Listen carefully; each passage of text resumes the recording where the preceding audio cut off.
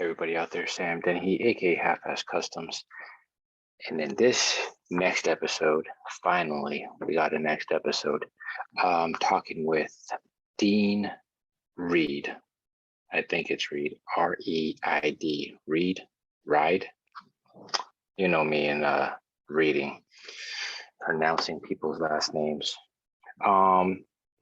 You guys might know him here recently as the guy taking a lot of Shapeways, Yanjian's vehicles and turning them into some really nice looking vehicles.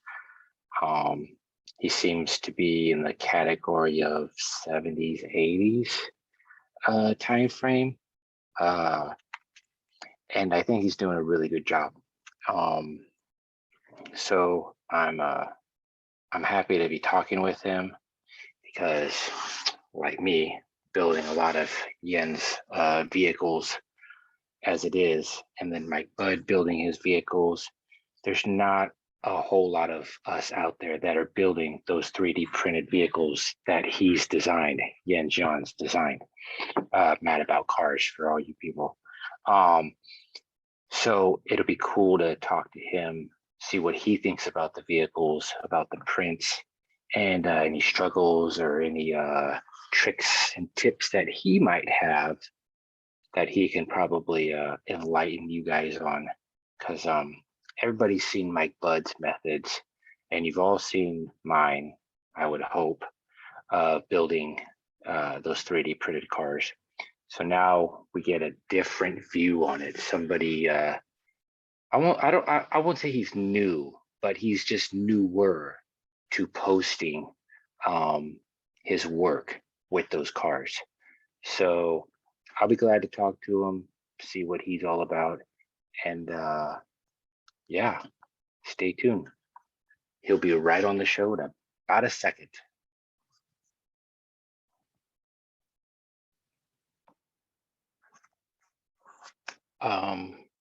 Real quick disclaimer, just looking at his work that he's posted on the 187 scale group, I just noticed he's getting into his own 3D printing. In fact, I could be wrong on all of that I just said about Yen Jian's cars. He might just be printing his own cars. But we're going to get some clarification with that here in a second, because I thought one thing, then double checked and figured out a whole nother thing. Oops. So without further ado, let's get him in the podcast and see what he's all about. We'll be right back. Hey, everybody out there in YouTube land, Sam Dennehy, aka Halfass Customs, and this is Halfass Presents the podcast. Today's special guest is Dean, and let me get this, see if I got it right. Reid, right? Right? Yep. Okay, Reid. Dean Reid. Like I said in the monologue, he does these 3D printed cars and he makes them look pretty nice compared to, you know, some people's 3D printed cars. And not only 3D printed cars, but it's the quality of the print. He's got some pretty nice quality, and his outcome is pretty nice. I like his work. And he's got this diorama we're going to talk about here shortly. So, Dean, why don't you tell us a little bit about yourself and how you got in this hobby? All right. Let's see. Okay, the hobby is cars. Okay, I have been collecting cars from when I was like this tall. So it's always been Hot Wheels. It's been Matchboxes, Corgis, whatever they were. I was into it. Spent lots of allowance at the store buying them, and then about 30 years ago, started into model railroading. Didn't get very far in that because, you know, life intervened, which is how it happens with so many of us. And then last Christmas, my wife gave me some HO scale buildings in the hopes that I would get back into the hobby because we actually enjoyed doing them together. And that's what I did. But it was never about the railroad. Right. It was always about the cars. You just had to have a background for those cars. Exactly, and just as model railroaders build scenery for their railroads, I basically built scenery for my cars. So the diorama that I'll share with you here in a little bit exists solely to show off the cars. Hey, that makes sense. That's why I built my modules. That's why everybody that's in this scale hobby builds a module. It's for the cars to sit on. It's not really to showcase their modeling skills. It's for the cars that give you Right. a more realistic style photograph to your vehicles that you're making. And when I began this and it's been about a year, I had no idea that I was going to be having as much fun just staging vehicles in various poses, if you will, on the diorama, and then just having so much fun making the damn thing. It's been a blast. And one of the things I love about this hobby, well, about scenery, and we'll get to that a little bit, is imperfections are perfect. So it's Yes. perfect for somebody like me. So I can be imperfect with the scenery because you have to be perfect with the 187 scale cars because they're so tiny. Right. So Yeah, I I'm remember every day on that. there was a guy named Lou Wee, and he was casting a lot of the highway miniatures, the Jordan highway miniatures, when they Mhm. went out of business. And his first batch of cars were not that great, but being a rat rodder and custom car guy, I said, no, those bodies and the castings that you did are perfect. They don't need to be great. They don't need to be 100%, perfect. I like them with all their imperfections because it's perfect for rat rods. Yeah, So don't worry and you should about know that you're because not you've got happy quite a with it. few of them. Yeah. I said, don't worry that you're not happy with it. I'm extremely happy with them. Just send me all the ones you don't want. Yeah. Okay. Well, actually, it's kind of funny because when we're talking about 3D printing, there are a couple of vendors out there that you can get the STL files from, and they've got a tremendous amount of selection. I was blown away by all the things that you can get out there. So I've got this 3D printer, and I get this STL file, and I make the car, but there's so much room on the slab, so you make more than one car. Right. Right. What the hell am I going to do with all the others? So I don't know. Maybe I'll punt them all to you. Or if you don't do that, if you're doing the 70s cars and say you get a Dodge Monaco and you wanted to recreate the scene from the Blues Brothers where they're just all piling into each other. Oh, Hey, that's perfect. definitely in the works. This little guy right here is going to feature in that effort. Nice. The Fury, that's halfway in the mud there. Yes. That's awesome. That was actually a failed print. That only came out, only half of the car came out. And I was like, okay, what the heck am I going to do with that thing? And then we just kind of painted it up, and just kind of sits in the mud. In the mud. And yeah, I've got Dodge Polaras, I've got Chrysler Furies, and I've got Chevy Impalas, all of which would make a tremendous pile up underneath the elevated train in Chicago. Yes. Definitely in the works. Yeah, it's quite amazing when you rewatch that movie and you just pay attention to that scene in particular, just the amount of cars that they purposely just drove into the ground, literally. The sad thing is all those priceless old Mopars are gone. Yeah, They just trashed so many cars. Well, and I think that's the difference between like Dukes of Hazzard or even a Knight Rider, where a lot of those cars were just shells. I mean, they had the full car, but they would gut them out or whatever, just so they can crash and make it lighter, so it jump better or whatever. And those cars, those Monacos weren't. They were full on, they were ready to go cars. Well, they were a dime a dozen in the late 70s when they made that movie.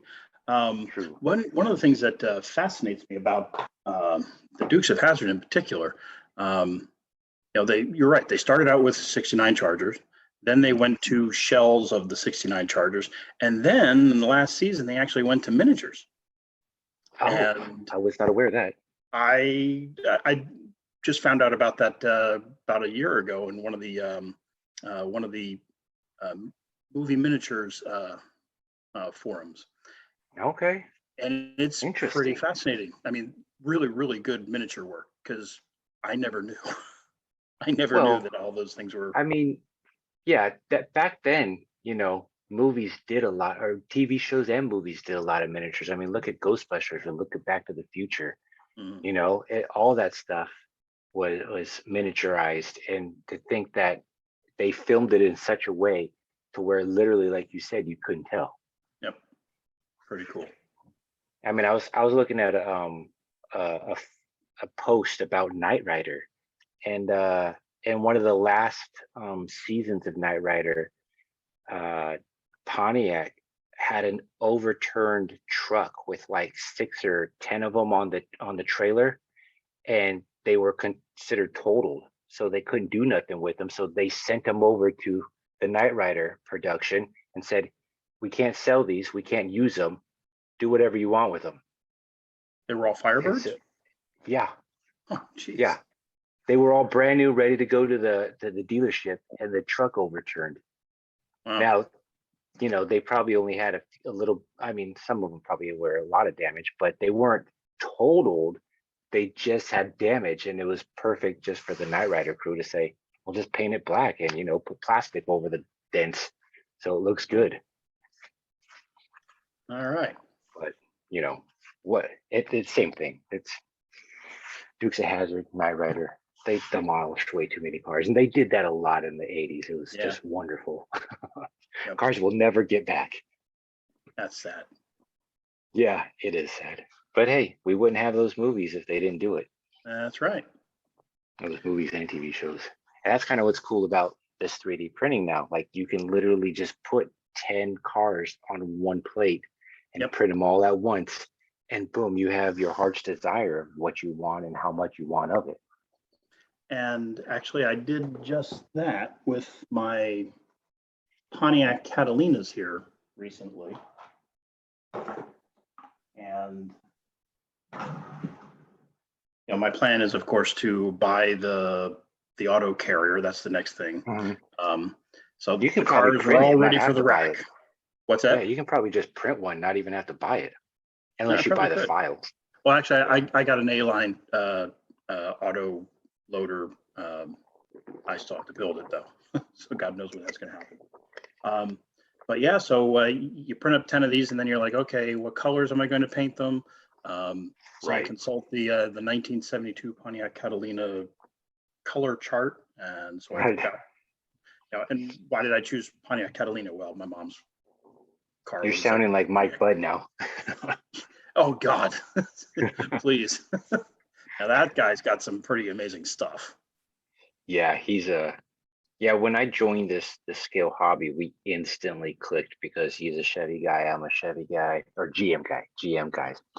And I liked everything he was doing. And I mean, I love that guy. He's just one of the greatest, in this scale hobby, kind of guys you can ask for. Yeah, he's got this one little video clip where he has all of the Impalas from 1965 all the way through to 1975, and they're just immaculate. Yeah. So.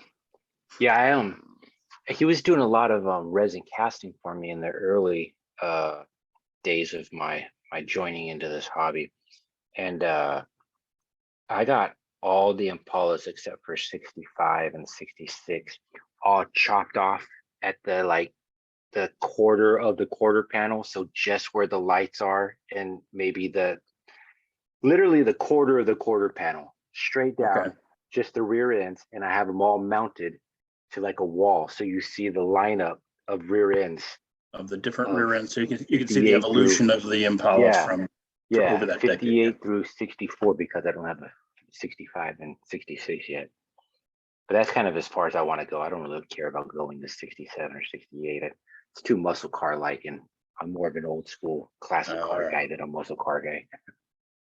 Well, I gotta say, my The era that I model basically is 1963 to 1980, maybe 1978. In fact, the whole diorama is basically 1978. So all of the cars are going to be older than 1978. That's crazy because that's exactly the same year Mike Budd models, 1978. Oh God! Now see, now I found it. I'm an also ran now. Thanks a lot. Hey, but that was a good time frame. I mean, like you said, 1960 whatever to 1980. That's such a good time frame for vehicles, and especially huge vehicles. And I'm a land yacht lover. I Right. love those big cars. The bigger the better. You can run over a Honda today and never know you hit it Right. in something that big. Here's a land yacht for you. Is that a Cougar? That's a Lincoln Continental Mark IV. Oh, okay. Very nice. And that's a Shapeways vehicle, and fascinating article fascinating podcast that you had with Yes. Jen Johns, right? Did I get that Yeah, right? yeah. Fascinating. Mad about Can you cars. imagine? I mean, here we are. We take this all for granted. This fella's on the east, in the East Block. Right. What a story. I mean, and to do American Dreaming about cars, American cars. Yeah, and compared to the European cars, that he probably knows a lot more than the American cars because he's in front of them, he's all around them, they're everywhere, in his country. But to decide to do American cars, which he's not out here enough to truly know all that information, every single version of every single car, Yeah. he knows all about them. Guy's amazing. Meticulously researched. I'm begging him though to do a 1968 T-Bird with the suicide doors. He hasn't done that yet. Oh, do you know somebody who's got one? Hold up, 78 T-Bird. No, 68 T-Bird with the suicide doors. Four-door. The four-door with it. Oh yeah. You know what? You don't really see those like hardly ever. Yeah. The only four-door with the suicide door you see is either the Lincoln, like the 60s Lincolns, or that 58, the 57 through 58 Cadillac. There was a 57, 58 Cadillac that had a four-door with suicide doors, and it's the only Cadillac ever to have the glove box come with a alcohol bottle with shot glasses for the tray, for the dashboard tray to fold down. It literally had sinked in, not very deep, but more like beveled, sinked in round circles for the shot glasses to sit on. Yeah, I think it's the precursor to the cup holders. Yeah, I mean, essentially, and it came like that car literally came with the shot glasses and the alcohol glass jar. Like it was the gentleman's car, and it came with the suicide door in the second set of doors. Wow. So those are the only two cars, like besides that Cougar, or you say Cougar, Mercury? Well, the Thunderbird and Lincoln. Thunderbird. It's all the same. Thunderbird, Lincoln. Yeah, basically it's the same car. Underneath the skin, it's the same car. Yeah. But yeah, those are the only three cars that came with like a suicide door. I kind of wish that more cars had it, because I think every four-door should have only come with the rear doors being suicide. It just doesn't make sense that they both open the same way. All four doors open the same way instead of the rear doors open suicide. I think it had something to do with safety, because I think especially early on they had a hard time with the doors actually safely staying closed. Well, they could have just fixed it and figured it out. It couldn't have been that hard. They're all Detroit auto genius car makers. Couldn't have been that hard to figure it out. I mean, the Lincoln ran that suicide door for probably 10 years.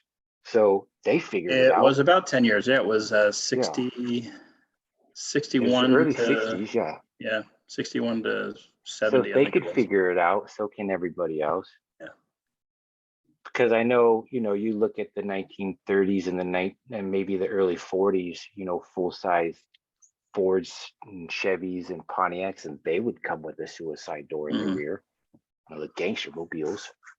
So why not? They should have all come like that. Actually, the gangster mobiles were cool because they would open up the door and they'd just kind of lean out and. Yeah, right. With their Tommy gun. Yeah. All right. So what else you want to know? Well, so we've already covered the genre in the years that you are modeling in. We've covered that you 3D print stuff, and we mentioned your diorama. So since you've mentioned it, why don't we talk about that? All right. Let's kind of take a look at it here. It's about, I would say it's about 80% of the way done. So let's get a decent look at it.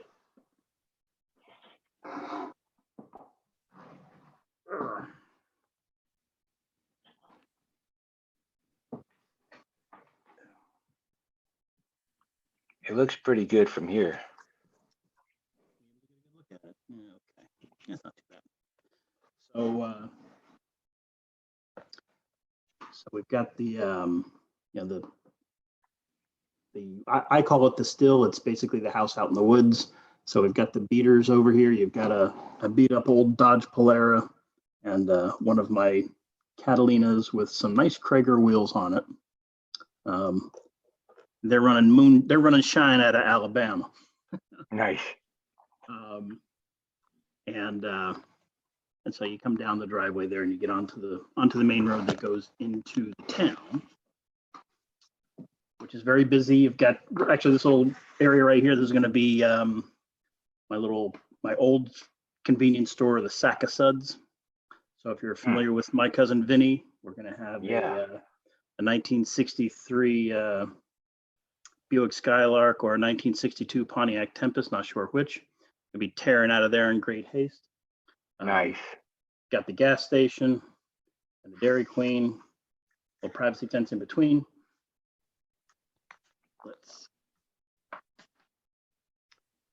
And then we've got the, this is one of the Walthers Merchant Row buildings. So you got the drugstore, Eugene's Bar, and Drosselmeyer's Dance Studio on the second floor. Nice. That's kind of my own creation there. Little activity over here in the back of the building. Let's see. There's a vehicle that should look pretty familiar to you. Yeah. Now you need the figurines to go with it. Actually, I do have a cop shaking down a hoodlum in a hoodie. Nice. Just got to paint him up. So I'm not gonna lie, I've never watched that show. I've seen the car a million times throughout my whole life, but I've never watched the show. Did they slide across the hood in that show to get into the car? Or was that just Dukes of Hazzard that did that? They did. They would slide across the car. They would slide across the hood of the car, and Right. The Dukes would kind of hop in. Their doors didn't open, so they would. Right. Yeah, they welded them shut. I thought though that maybe the Dukes slid across their hood and then hopped in, but maybe it's just. No, they probably did. It's that. Probably a little bit of both. History. I mean, it was made in the same time frame. Yeah, a little revisionist history. We don't. Our mind kind of puts the two of them together, probably. But I have to admit, I did watch Starsky and Hutch every week. Because I pretty much that kind of gets into the hobby here because I would basically recreate the car chases on top of my bed or something like that with my Hot Wheels. Yeah, that's and great. I've kind of done it here a couple times as well. That's awesome. So the other feature of the diorama that I like to show off is the tunnel. Let's move the building here so we can. So I did a little bit of a. I want to be able to see it, but I've got some forced perspective going on in here. The yellow lines kind of go down and join together at the very, very end. It's about 7 inches deep in there, and then I've got an N gauge scale Chevy Blazer coming out of the back of the tunnel to make it look like it's much smaller back there. That's cool. And I don't think you're able to see it very good on the screen here, but it actually for my first forced perspective, it actually worked pretty well. That's great. You know what you could do with that tunnel too is just put a flying DeLorean hanging off the edge of the mountain there and have Marty hanging from it. Or the Men in Black guys, I guess, because they Or had that. little chase sequence in the tunnel. Yeah. And the first part of the diorama that was actually completed was not outside the diorama at all.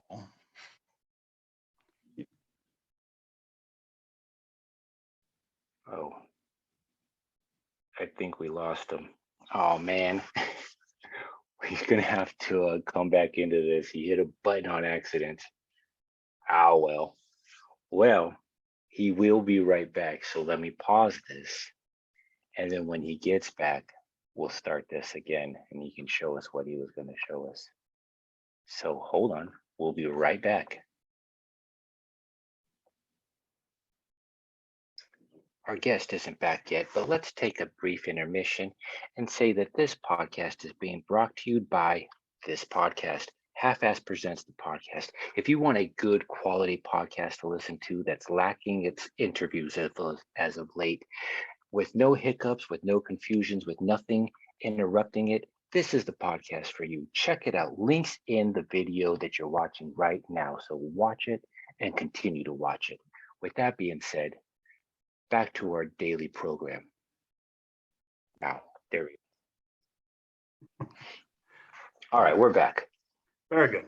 My apologies. Right when I'm getting to the big reveal here, the Easter egg, if you will, of my diorama, I hit the power button on my computer and everything goes south. It happened.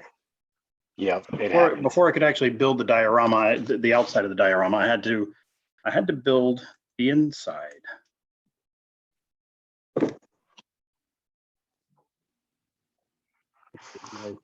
Little cavern here.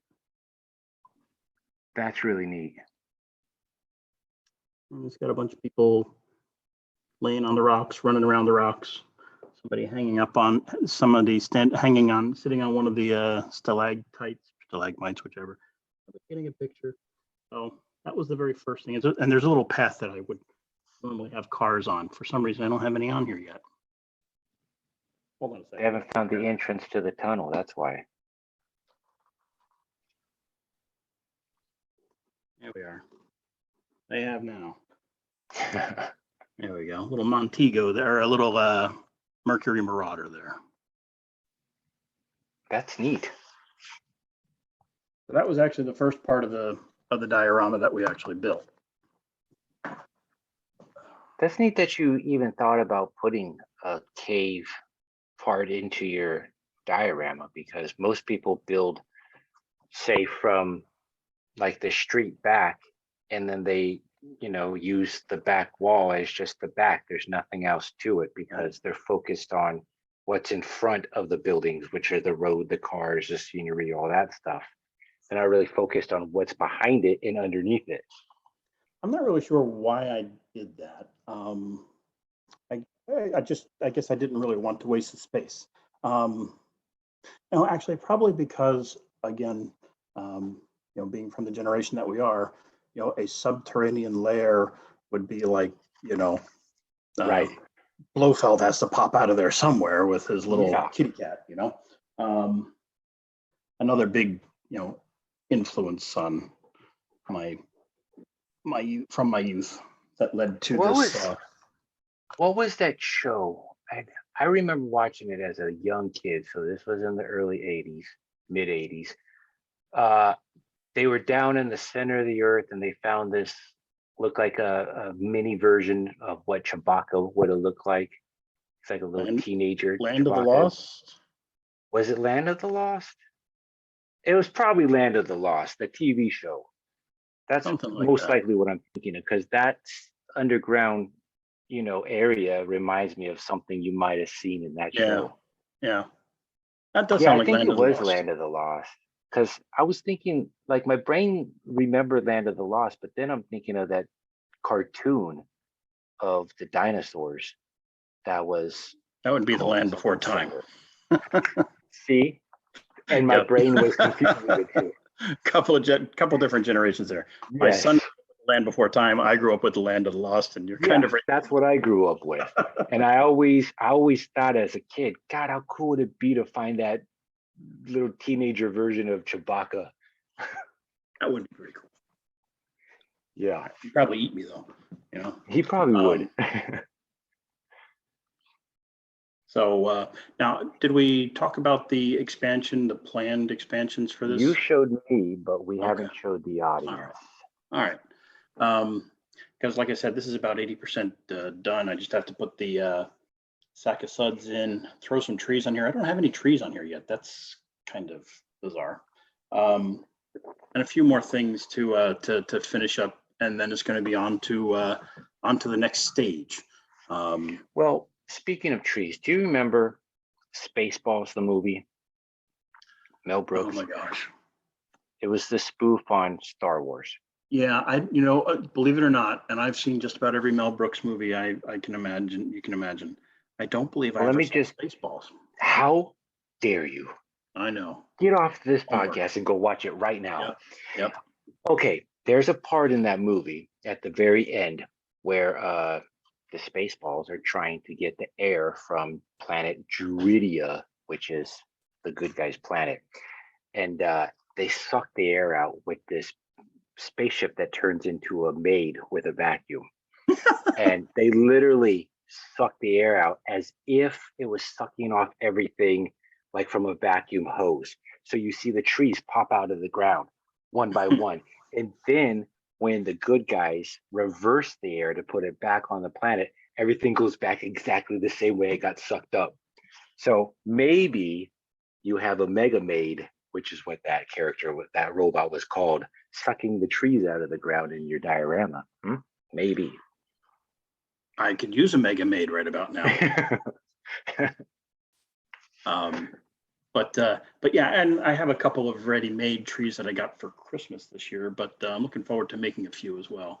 And I gotta say, man, this scenery thing is a lot of fun.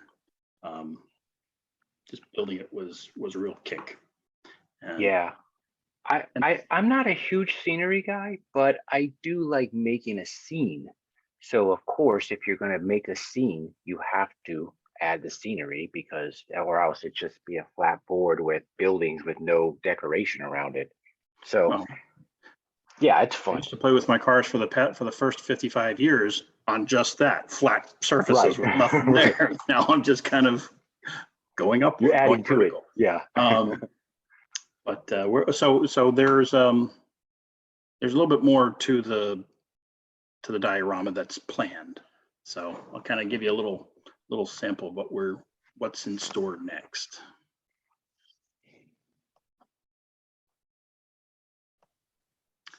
So are we able to see this? Yes. Okay. So I've got 4 stages currently planned, and this is the one that that we're about 85% done with right here, stage 1.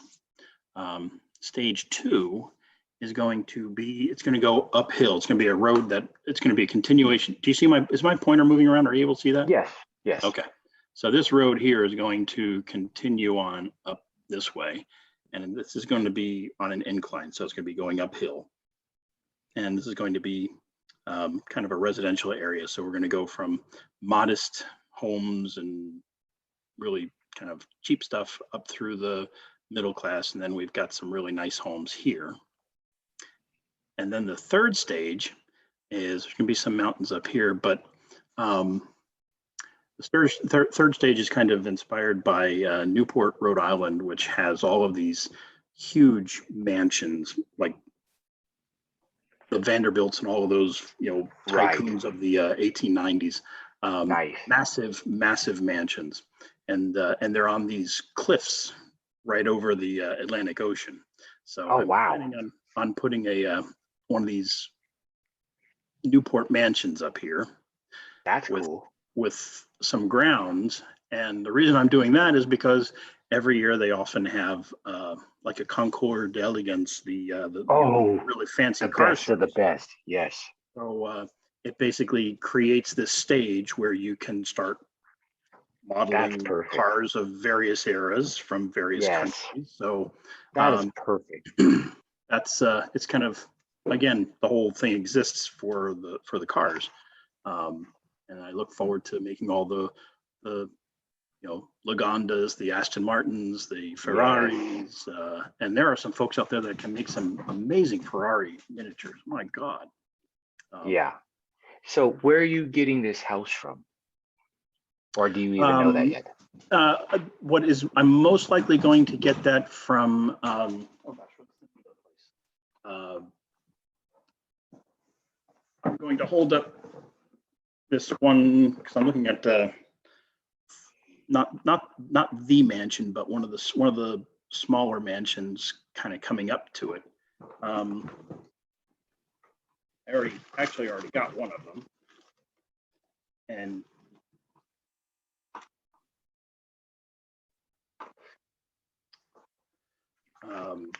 there you go. That's exactly what I was going to mention. Yeah. Gold Rush Bay. Gold Rush Bay. That's it. Yep. There you go. Product placement there for you folks. Right. This is a Gold Rush Bay house. It's one of the painted lady. It reminds me of a painted lady at in Cape May in New Jersey. And it splits open. Oh, that's badass. I love that. It's pretty cool. It's pretty, and I didn't have to build it. Holy cow! Right. And they're not terribly expensive. I mean, it's kind of expensive, but not terribly expensive. Not for that detail. It's not expensive at all. Yeah, I was pretty impressed with the craftsmanship, and I would say it's definitely I would definitely buy it again. Yeah. So, but they have a much larger mansion-like building, and I'll probably use that for the actual mansion, and then with some grading, grassy knolls going down to the cliffs, and then the water, doing the water down here, which I'm terrified of doing. I've not really had any success I've never doing done water, that either. but I'm looking forward So to trying luck. it. Yeah. And then of course the fourth stage would be the kind of the city continuation of probably putting all of the Walther's hometown Merchants Row in here. Nice. Although toward over here, I might have a little bayou section where a speedboat might go flying into a police car. I'll live and let die. Nice. Yeah. That's cool. That's really neat that you even took the time to make a little diagram of what you're wanting to do, because I just got these two train modules because I'm joined up with this train club, and I'm moving all my movie studio module stuff to that train module, and I'm going to have my town, my movie backlot, elevated so the trains will go underneath it, because the way the track is laid on the modules, I can't lay the situation I have on my own module on top of that, so it literally has to be raised. And we'll build a subway underneath the raised movie backlot, which will be a subway of different movie scenes. Like I'm going to try to do a Matrix movie scene where Neo and Mr. Smith are fighting and have it lit all green to look like the Matrix. And then a Ghostbusters one from the 2016 version, because that's the only version. Well, it's either going to be that version or the Ghostbusters 2 where the pink slime is going down the subway. But that's what I plan on doing with my train module, kind of like what you're doing, but I haven't diagrammed it. It's all just stuck in my head, just sitting there doing nothing until I get to it. So this was about 20 minutes on, this is like 20 minutes on PowerPoint. So. But that's still cool that you did it though, because I haven't even done that. I'm gonna forget. I'm gonna think of something, and then I'm gonna forget it, and then I'm gonna think about it again, and I'm gonna forget it again, because I haven't figured out to even make a diagram, a layout of what I want. I just know these are what I want to do, and then one of these days you're gonna get lost, and I'm not gonna be able to do it. And then years later I'll be like, now I remember. Why did I remember it then? Now I will say if I'm not pushing daisies by this time, there is a stage 5 that's planned as well, and that would be on the other side of the mansion with the mountains coming down, into a European section, so we can have, Oh, like European structures and buildings, and maybe a Ronin car chase or something like that. well, if you're going so far as up to Rhode Island, it wouldn't be that far away from Canada, where they have a whole European side of that country. I mean, they all speak French up there They on do. the very eastern side of Canada. So it wouldn't be far-fetched to say that was your European It's side Canada.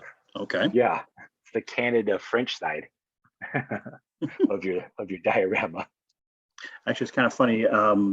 The 187 group there in Facebook, Mm. somebody had posted a picture of a Lada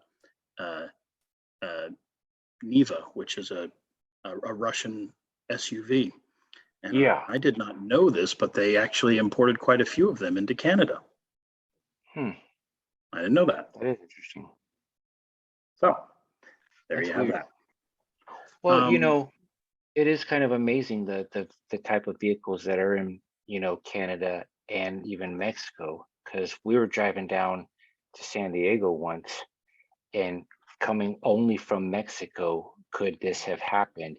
I seen a Dodge Ram Suburban, built Suburban, when in America they never made a Dodge Ram Suburban. They made the pickup truck, 4-door and 2-door, but never a Suburban Ram. So it was, So it was a Mexican. okay, so it was a Suburban size Mopar. No, it was an actual Suburban, Dodge Ram Suburban. Wow, that's very, Like they so didn't convert it to was- that. It was actually built as that in Mexico. Hmm. Or in South America, I would say. And Wow. America doesn't have that version. So speaking of weird kind of vehicles that you see coming from other parts of the world out to this side, or whatever, just in general, it is kind of weird that we don't have a Dodge Ram Suburban, and never did, but No, we Mexico never did. can. Yeah. Because I know in Europe they also have a Jaguar station wagon, like a Mercedes station wagon. Why doesn't America Actually, have a Jaguar station wagon? well, because we're stuck with minivans Yes, but and I want SUVs, and I want a Jaguar station wagon. the It was last so nice seeing that. the last really nice station wagon you had in the United States was the CTSV Caddy Station Touring. Yes, it was. Ooh, That was and a you nice could wagon, get that with the racing engine in it. Mhm. Oh my goodness, that was sex on wheels right there. Yeah. But And you could have close it to right there in the back. I mean, yeah, yeah, close to that was that SRT8, Magnum. Yes, that they was, didn't make yep. that. Actually, I'm looking forward to seeing those in the demolition derby circuit in the next few years. I imagine at some point we should start Yeah. seeing those showing up in demolition derbies, and they will own the demolition derbies just the way that the 70s and 80s station wagons yep. did. Yep. Well, don't get me wrong. I loved the body style of that Magnum wagon, because to me, in my head, it looked like a chop top wagon. The Yeah. way they Yeah, designed the roof. You could, it definitely looked chop top. Yeah. And then when you put the SRT wheels on there with the Hemi engine, I was like, oh my gosh, they were just really catering to the station wagon hot rod lover. Yeah. But yeah, that caddy wagon, oh, with that 500 horsepower engine. That was nice. That was sweet. Yeah. So let's see, with regards to the 3D printing, I thought I'd show you the beast that is responsible for it. Just to let you know, your camera is still on your diagram as well. Oh, let's turn that off. We can see the printer on a very small screen, but most of that screen, there you go. All right, so this is a Frozen Sonic 4K. There we are. And yeah, I've only had it for about 5 months, and just like everybody else, I'm sure, who does 3D printing for the first time, my prints were coming out horrible. Actually, they weren't coming out at all for the first 4 or 5 times that I used it, and then figured it out. And now she's a cream puff, and she pops out stuff like this all the time. So here's my current group of things, my current offerings, basically. We've got the Pontiac Bonnevilles that are going to go up on my auto carrier. Oh, we see that there? Yeah. And these Dodge Chargers, 72 Dodge Chargers, which are just really, really cool looking. Can't really see them because they're backlit. What's a 72 Dodge Charger? So that's cool. Yeah, either way. They're coming out really nicely. And then my latest is the Datsun 510, which basically spelled the end of all the land yachts and Mopars because the gas prices, gas wars going on. Exactly. So it's all kind of co-located, right?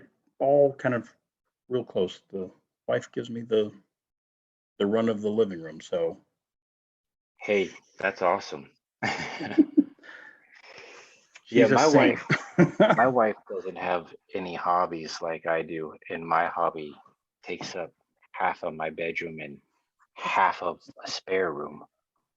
And I do all the modeling in my bedroom because I got this big, huge 65-inch TV I can have on while I'm building my cars. Gotcha. And in the spare room, there is no TV. So there's no modeling that goes on there. It's just storage. Oh, the assembly line in my house is actually our kitchen table. Much to everybody's chagrin, you know. Especially if your wife lets you do it, I go for it. Absolutely. But yeah, I don't recommend the kitchen table being your construction zone, because as you're trying to paint those real delicate chrome bumpers or something like that, or you know, trying to get the chrome around the window sill of your car, right? And somebody comes and sits down and plops down with a bowl of cereal, and all of a sudden everything just gets all discombobulated. Then you got to repeat the whole thing over again. Right. Well, good thing is the body is done, so you just have to worry about paint. Right. So that's cool. You got that Gold Rush Bay model there, though, because I was looking on their website the other day, they have a full scale HO scale White House and the Capitol building, a full scale HO size Capitol building in HO. That's pretty massive. That's pretty massive. I mean, I don't know who's going to buy that and put it anywhere on their layout because of how big it is. Right. But if you wanted just the building itself to make a little diorama scene, then it's perfect. But yeah, if you want to put it on a layout, I don't know. You'd have to have a pretty decent, pretty large layout. I don't know. Painting that thing's going to be a beast, though, because there's going to be lots of colors involved, and trying to get all those little crenellations and all is going to be a bit of a challenge, but I'm looking forward to it. Well, it's funny that you bought that, because I'm going to buy my first Gold Rush Bay house, and they don't have it labeled as what this house is, so you just kind of have to know. But I was scanning through their inventory and I saw this house that looks similar to a cartoon house. So I said, I think I know what this house is. So I looked up the movie. It happened to be the house from the movie Up, that animated movie. Yeah, I'm sure they can't call it the house from Up. I'm sure they would have some, because they don't have exactly, and that's why it's not labeled that. But I saw the house. I said, this is the same exact house. This is why they made this house.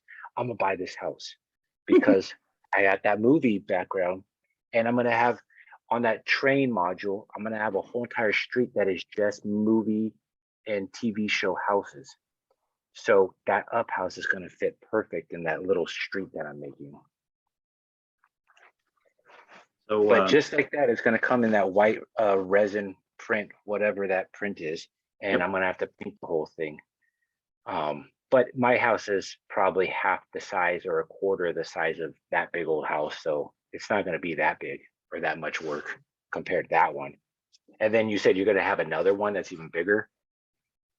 Well, let me see how well this one goes. But yes, the plan is to Right. have one a little bit bigger. That might end up being the big house on the top of It the might hill. be, exactly. Well, the only thing I could say is I think Mike Budd, along with Ken Patterson, figured out Scotch tape is probably the best bet to use for windows, or with the smaller windows, just because maybe you can't fit a piece of plastic in there, but maybe those curved windows where that atrium looks like it is. Yeah, the greenhouse there. Yeah, that might work with regular clear plastic sheets.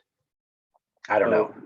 Scotch, do you know if they've got any videos on how to do that? Because I'm still using the tester's glue for Windows thing, and I'm not entirely happy with it. Don't ever use that. We've already proven the Scotch tape method a million times. Don't use that tester's stuff. Yes. So I think in the latest episode, or the next to latest episode of the What's Needed in Model Railroading, Mike Budd did a whole video on how to make those windows for vehicles, not necessarily buildings, but Ken Patterson. That's actually where I need it more than anything. Yeah, Ken Patterson then showed a video on either the last episode, his weekly videos, either last episode or the week before that.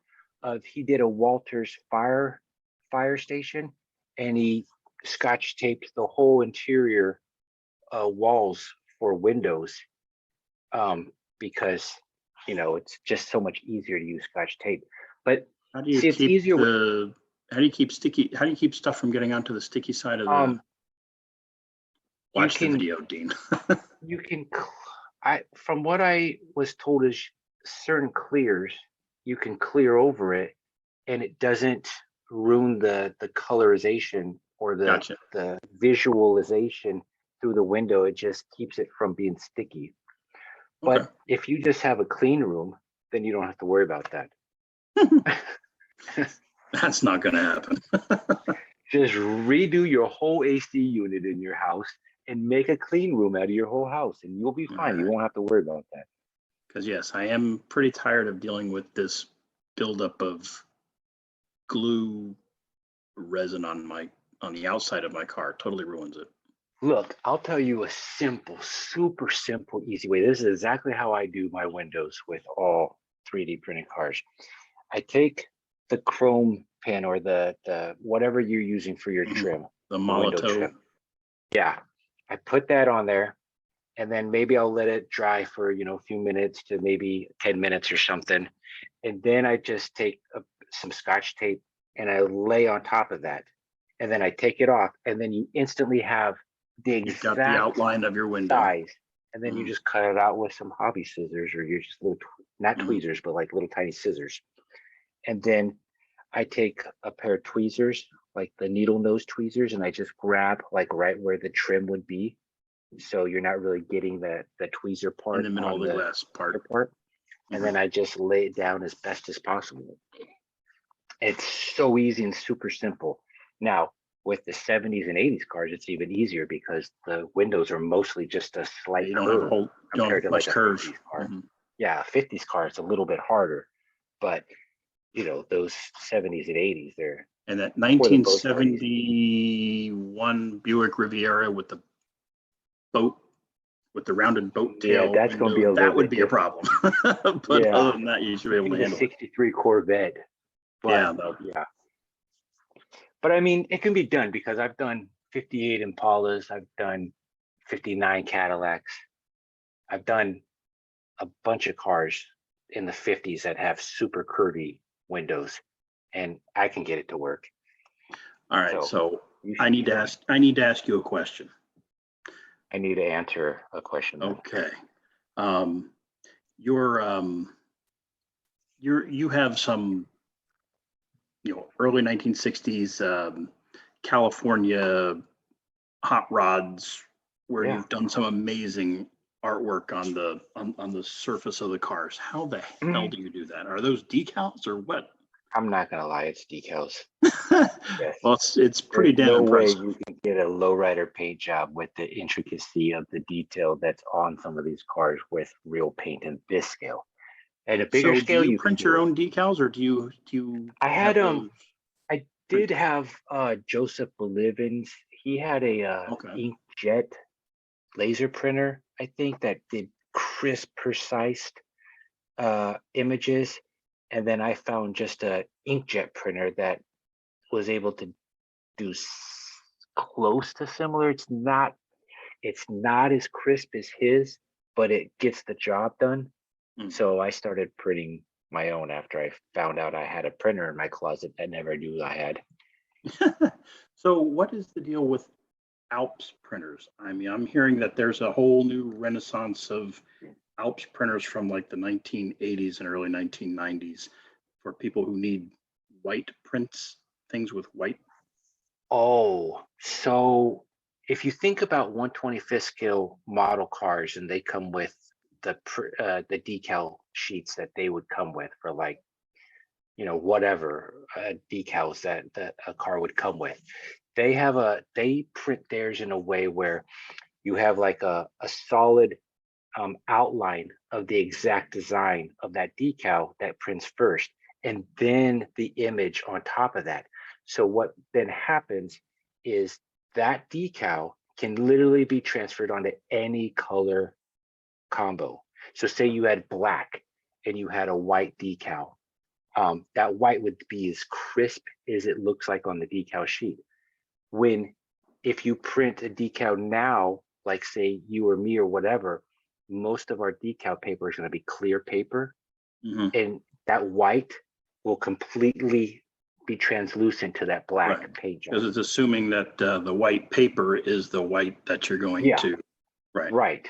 So that, if I'm not mistaken in what my thought process is about those printers, is those printers allow that model car style decal to be able to be done, Mm. because it's like a two-layer decal. Basically, you're printing it twice at the same time. Right. You're just putting like a flat solid layer on first, and then the design on second, so it can go on any color. Okay. That makes sense. Because right now you can only print, one design. Say you have like a solid design, you print it, then you got to put it back in the printer. And then if you want the actual graphic to go on it, you got to hope that printer matches exactly the way it printed the Exactly. first time. Right. And chances of having that done are almost impossible. Right. So I believe that's the hooah of those printers, because I mean, forever we've been having to have light colored, base paint in order for decals to show up. Mm-hmm. And I'd even go searching, like I'm a big 125th scale modeler anyways. That's where I started my modeling career. And so I've even gone to model car shows and looked for like 132nd style decals, or smaller, just to get little tiny decals, like a Moon Ice decal, to look relatively decent on a 187 scale car. Like I've built a couple gassers, and it's the window stickers of the gassers that I would find for the decals for the side of the car. And Mm. even those are a little bit too big. Not even a little bit, they're way too big. But if you put them in the right order and the right look, it manipulates a gasser, style look for a 187 scale car. Very cool. All right. But and like I said, that's my thought process on what those printers are being big Used about. for. Okay. Yeah, And my understanding is that they're not manufactured anymore. So if you've got one, you hold right. on to it because. Yeah, and well, I don't think, and the thing is, I don't think they're manufactured for public uh, Mm. purchase. I think it's business, and in the businesses, model car companies, or maybe print shops or something, that are being Right. able to use these. So it's made for commercial use, not really, uh, public or personal use. Yeah, dad's in the basement. Right, right. I know that like you go to like Michael's or you go to Hobby Lobby or a fabric store or something, they got, it's like a printer cutter thing where they make these like chrome colored, like chrome blue, chrome gold, chrome yellow, and all these like uh, thin pieces of film or whatever. And you can put it in this type printer thing and you have a design and it can cut out a design for you to lay on top of a shirt. And then you like iron that stuff onto a shirt or whatever, or a poster or whatever. And I was looking at that thinking, how can I manipulate that material, that film, to work for a paint job for one of these cars? But I haven't figured that out yet. But Well, trust when me, you when I do a podcast on that. yeah, I'll have a whole episode on chrome colored paint jobs for these cars. Because I mean, in today's society, that'd just be a vinyl wrap. You can have a chrome paint job as a vinyl wrap on a full-size car, but you can't put a vinyl wrap on a 187 scale car because that paint job would be as thick as like clothing on top of a car. Right. But well, let's see. What else can I tell you? What else would you like to know? well, that's a very good question. So we got your diorama, we got the cars that you print, we got the era that you like to build in. I guess what draws you to that era? Now, I guess most people, and I'm not saying anything bad about your age, but most people in your age bracket grew up with the muscle car era and in the 70s and 60s and 70s and early 80s, and they build because that's what they grew up with in their youth. Is that why you build? Pretty much. I mean, when you think about it, 1978, 14 years old, and 14 is that magic age, where you're Right. not you're Self-aware. You're not the adult yet. You're still the kid. You're still playing, and that's when you start noticing everything. And But you have more freedoms now. right. And you're a teenager. Yeah, exactly. You're in high school. So that's pretty much the reason why the era got back in the 1970s. Probably the first thing that ever got me into the hobby. I think I should have mentioned this earlier. Have you ever heard of Roadside America? I want to say yes, but maybe not. It's a miniature village in Pennsylvania that a friend of the family. It's massive. I mean, it's a warehouse. It was a warehouse. It was an O gauge model of Reading, Pennsylvania. Oh, and absolutely no, stunning work. The guy who built it from like the 1920s to the 1963 when he passed away. And they opened it up. They opened it up to the public, and I went. It was like 1972 when I went, and I was just blown away by all of this.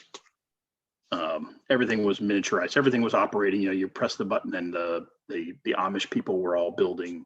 Oh wow! A shed, and it was very, very well done.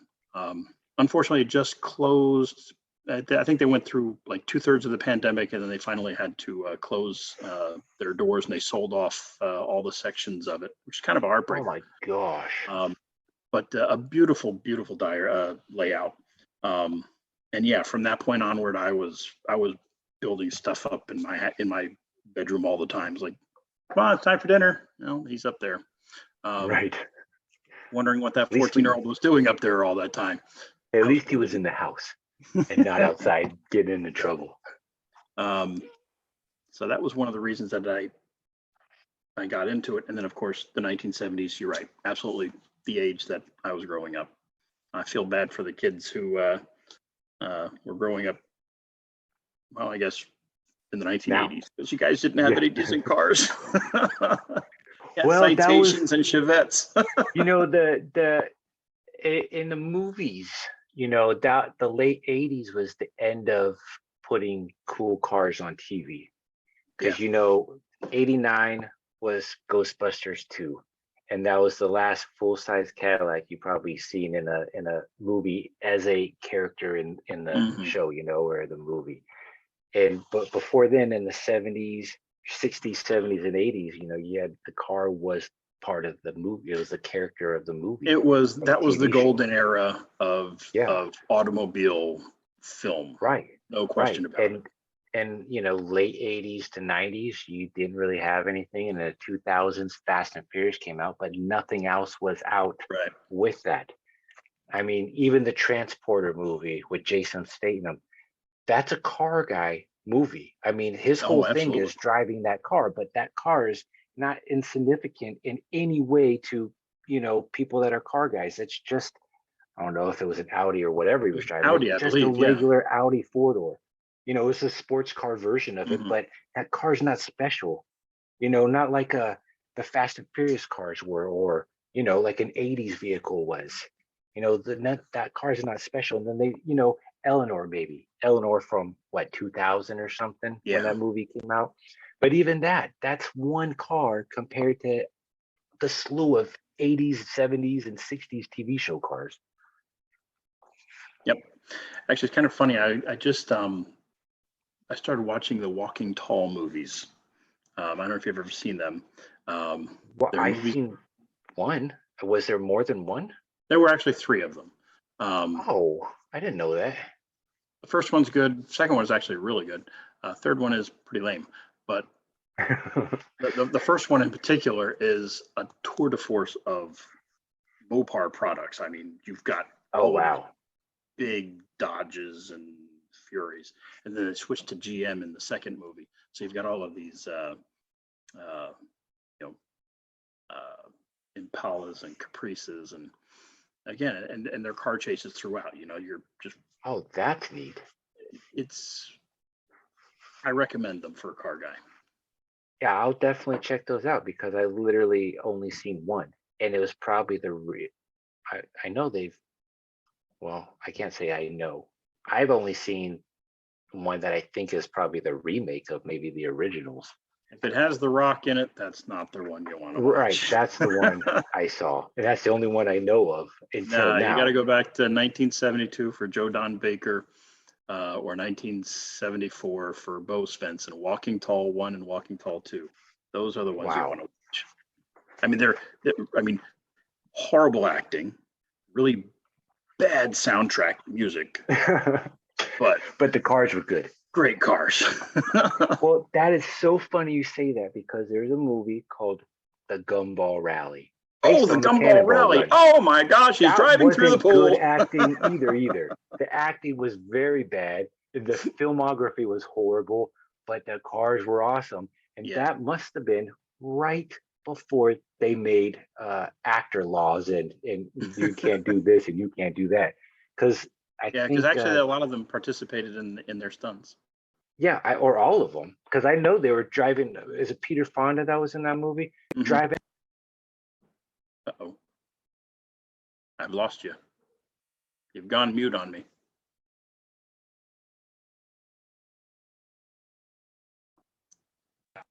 Oh, can you see me? There we go. Doing Peter Fonda doing like 160 in the river bottom with water covering the ground of the. I mean, one misstep and that car could have been spinning and him flying out and dying. But even like on those straightaways, they were doing literally the speed you see in the movie, like 160, 180, literally doing those speeds. Unlike Cannonball Run, where it's just sped up camera film. Yeah. Yes, the Gumball Rally was definitely the better of those 2 movies. Yes. Now, comedy-wise, Cannonball Run. Pretty, Car-wise, I mean, come on, you had Dom DeLuise and Burt Reynolds in Cannonball Run. That's funny as hell right there. Yes. So comedy-wise, you mentioned Peter Fonda. Have you ever seen Dirty Mary and Crazy Larry? Yes. That's another good car guy movie right there. Yes, it is. And it's funny, like we were talking about in that time frame, 60s, 70s, and 80s, just clump that up into one time frame. All those movies were made for car people that love cars, and they made a story around the car because they said, "Oh, this is a cool car," just like Bullet. "Oh, this is a great car. We Yeah. need to make a movie around these two cars, that Charger and the Mustang. We have to make a movie with these cars in it." And then they have to go jumping through the hills of San Francisco. And thank God for DVD players that allow us to go advance to 1 hour and 14 minutes into the movie so that you don't have to see all that other crap. Right. Right. Well, up to that time frame, I think Bullet might have been the longest car chase. Yeah, it was. Yeah. And then something, or maybe it's still the longest car chase. I don't know. I don't know. No, I mean, you had the original Gone in 60 Seconds, which was basically the entire film was a car chase. Yeah. I mean, yeah. Bullet started it all. Bullet started it. There Right. there were no car chases remotely like Bullet prior to that. And then 1960. the funny thing is, in the 80s, TV show said, "You know what? There's so many car shows and movies. Let's take two guys on a motorcycle in LA, make them do 35 miles on the freeway, make it look like they're going fast." Yeah, I have to admit that Well, the I cars did doing watch a little bit 35 more on a Chips than freeway. than I want to admit. We'll make the cars on the freeway go 35. They'll do the speed limit so it looks like they're flying in between the cars. And then on top of that, they said, "You know what? We got a motorcycle show. We got plenty of car shows. Let's make a show about a helicopter that's stealthy. And we'll just paint it all black and have this crazy theme song to go with it." We don't have that today. We have nothing like that today. No, yeah, just have everything so compartmentalized. You have 600 channels and nothing on. Yeah. Tell me about it. Look, I work for the cable company. I have every channel open and there's nothing on. We have, I think one of our employees said we have about $450 a month worth of free services, just cable. Nothing on those channels. Nothing. Yes. Hell, we have a channel, at least out here in North Carolina. Well, actually, at this across the whole eastern seaboard, like I think it's in the 190s. This is for Spectrum cable. 190s. That is called Cars TV. They have probably 25 different half-hour shows. That's all they have. So it's constantly playing in a loop all day, 24 hours a day for the last year. 25 different shows, and that's it. The same episode. It's so dumb. It's just take the channel off or just put new content up. Nobody wants to see the same thing they saw yesterday on today. Yeah. Crazy. Well, man, I don't know if you got something else you want to say or whatever, or you want to show. That's pretty much it. I mean, I appreciate you giving me the opportunity to show everybody what we got. I'm looking forward to taking it on to the next chapter.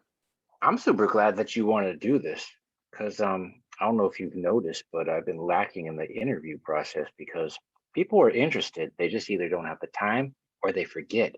So I'll be reminding them, "Hey, remember it's this time." I'm like, "Oh, I made plans." "Well, we can make it up in the next couple of days." "Oh, I'm busy." So it's like they get real interested that first time I offer it, and then it fades away. Maybe my channel's just not big enough. I don't know what you had me hooked at Mad About Cars because I mean, when I saw him on here, I was like, "Oh, wait a minute, I'm going to go on the same." Oh yeah, I'm there.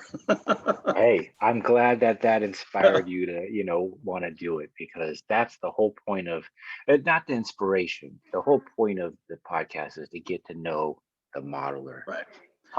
And then hopefully that inspires other people to want to do this and, whatever. And looking at your work as well, I mean, you're no slouch. So that's another reason why I wanted to kind of do this because I wanted to get a little bit of insight onto some of the things that you've done because you got some pretty neat stuff out there. Yeah, when I mean, I've said this a million times, but when I joined this scale hobby, like I said, I was in the 125th scale forever. But when I joined the scale hobby, I just transferred all that 125th stuff over to this scale and built the same things I built in that scale to this scale. Mm. And, you know, and this scale starting off, it takes a long time to find what you're looking for because you don't know it. And most people, and when I started this scale, like nobody was building what I built. So I literally had to go do the whole research myself, Right. find all this stuff. And then once I found it all, I was golden. But, you know, it's just a headache trying to find lowrider wheels for 187 scale. I mean, it just didn't exist.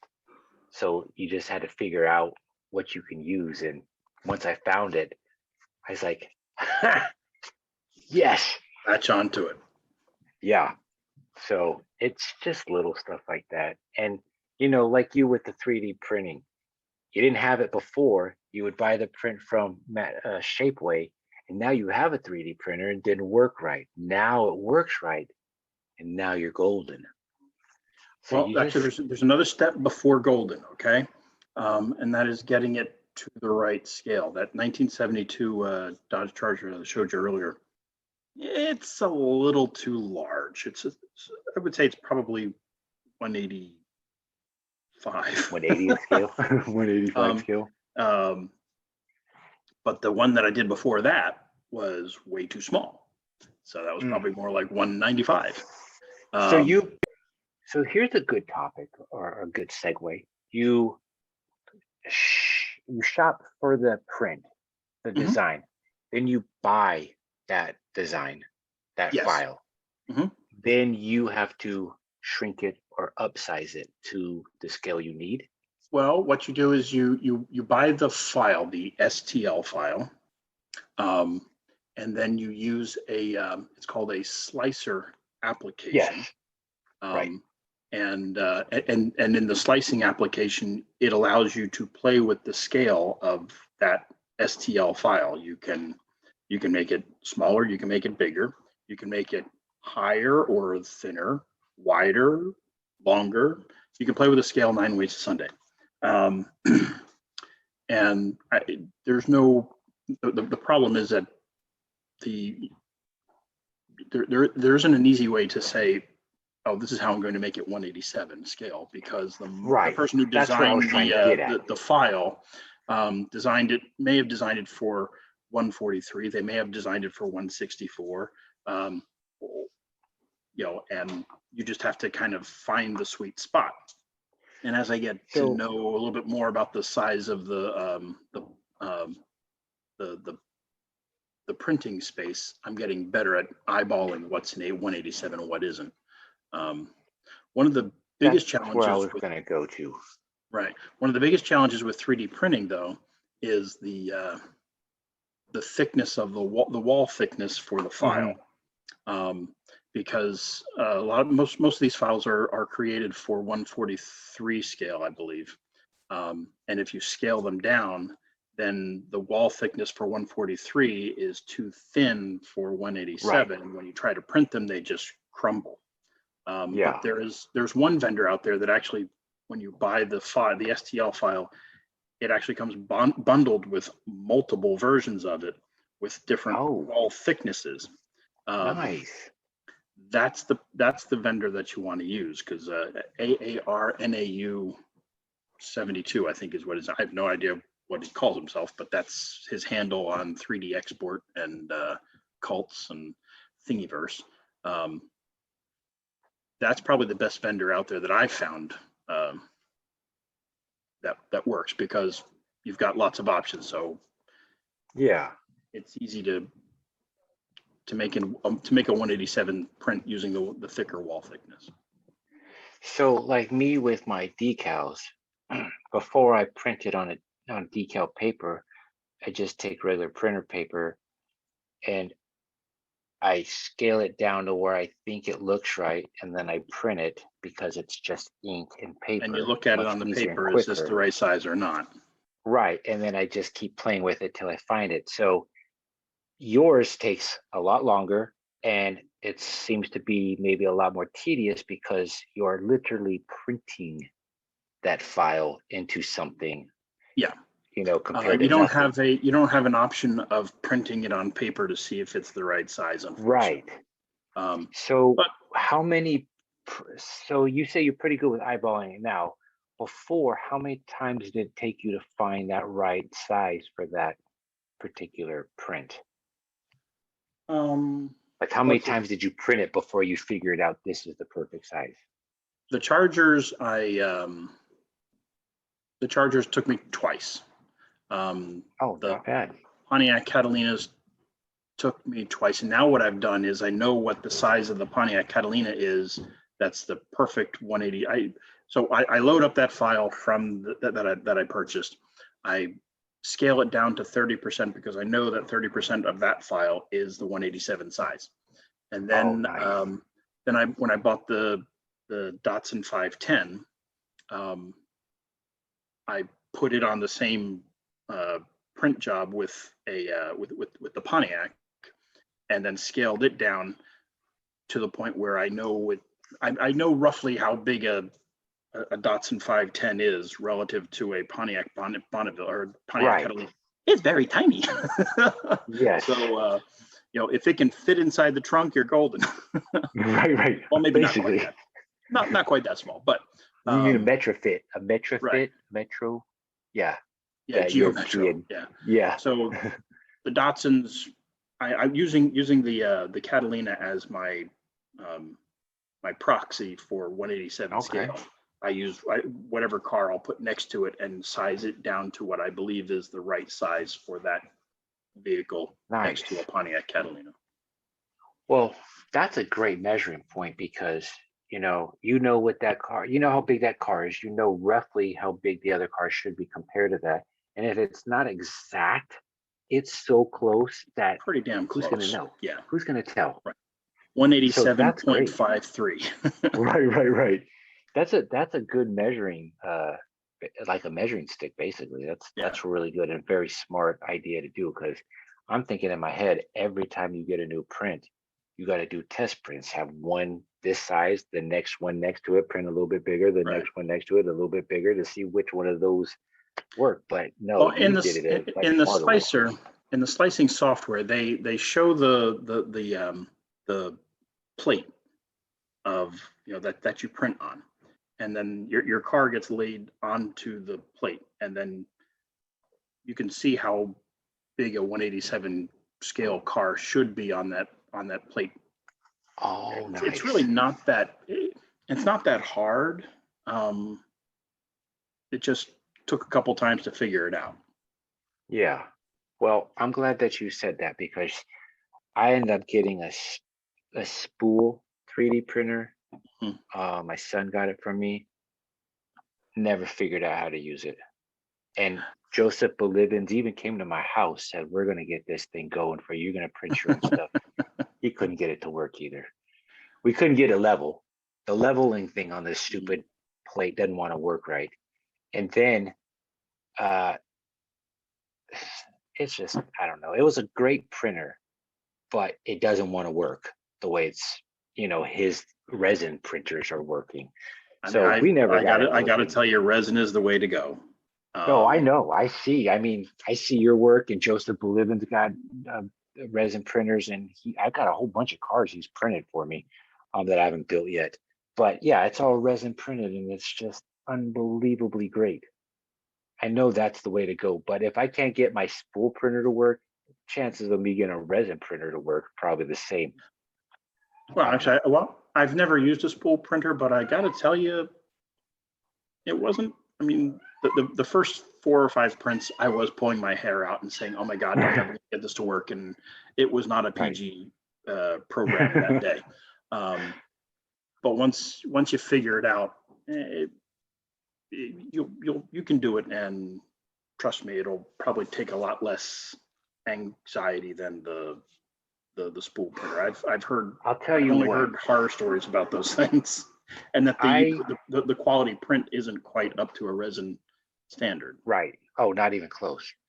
I'll buy a 3D resin printer if you just do all the CAD work for me. Scale it down to 187 scale. I'll buy that file from you already ready, so I just have to put it in the machine and hit start. How about that? The problem with that is that I'm buying somebody else's file, and I would be selling it to you. But you did all the hard work in downscaling it. I'm just literally putting it in the system and saying start printing. So see, Yeah, it I seems mean, worth it to me. G2 Box is the name of the splicing software, and yeah, somebody could probably do that and make a mint. I told Joseph I'd do the same thing. I say, you buy the file, you downscale it, just send it to me, and then I will print it from that file.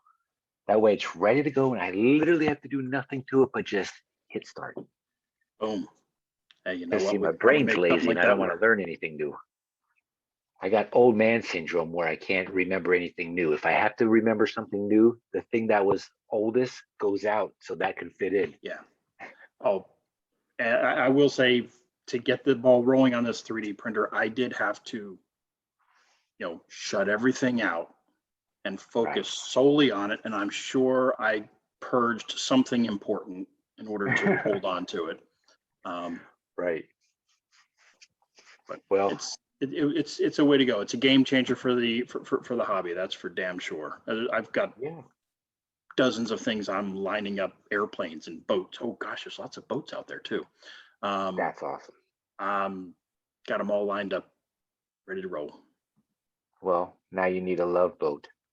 Then you can have that on your ocean front. Yeah, I'm gonna need a big. I think I'm gonna need a bigger diorama.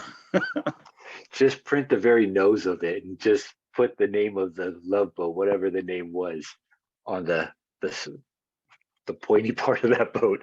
That way everybody knows, That oh, would it's be the the love boat. bow. See, I'm not a boat guy. The hood. Put it on the hood of the boat. There you go, on the hood. Gotcha. All right. Well, listen, I'll tell you what, man. This has been a hoot. I've really appreciated it, and I thanks for appreciate you, thinking Dean. about me, Thank you. and I'm more than happy to chat with you guys when the later versions, when the later stages of the diorama are finished. Holler Yeah, back at me. I'll show it off I again. definitely will. Awesome, Dean. Well, hey, it was a All right, pleasure man. talking to you. You have a good night. Okay, you as And well. if you don't mind, we'll just I'll say the end credits and then we'll say our goodbyes.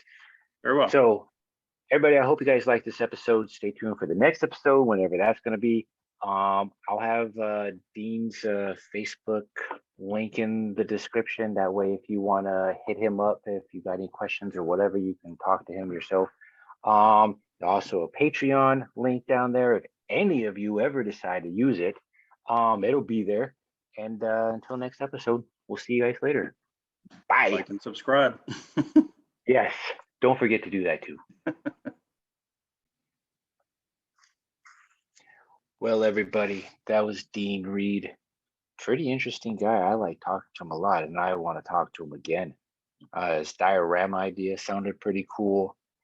You know, being that we're car guys, I like the cars that he was making, and he's well on his way to becoming a next Joseph Bolivens with the 3D printing of the vehicles. He's doing pretty good with that. And can't wait to see what he does with his diorama. I mean, we had that little diagram of what he's planning on doing, so to see it executed and come to fruition, that'll be really cool. And yeah, he's just a really nice guy. I really like talking to him. And I'm gonna put the word out now. I could have just did this in another video, but if any of you watching would like to be interviewed to have your own episode, just leave a comment. I'll put your name down and I'll contact you because, like I said a little bit earlier, people are interested when I first contact them, and then a week goes by and that interest decides to dip real quick. So that's why the videos I've been putting up are me building my own cars, because these interviews are just dwindling. I don't know. So if anybody wants their own video, wants to talk about cars, leave a comment or just shoot me a private message. I mean, y'all know who I am on Facebook, and I'd assume you know who I am on Instagram. But just let me know and we'll work something out, because I want to talk to you guys. I want to show off what you guys are building or what any information you have or whatever. we just shoot the shit and just have a good night. But people are just lacking in wanting to do this. So if you guys are interested, let me know, and we'll make it happen. But with that being said, we'll see you guys next episode. Like and subscribe, like Dean said. We'll see you later. Bye.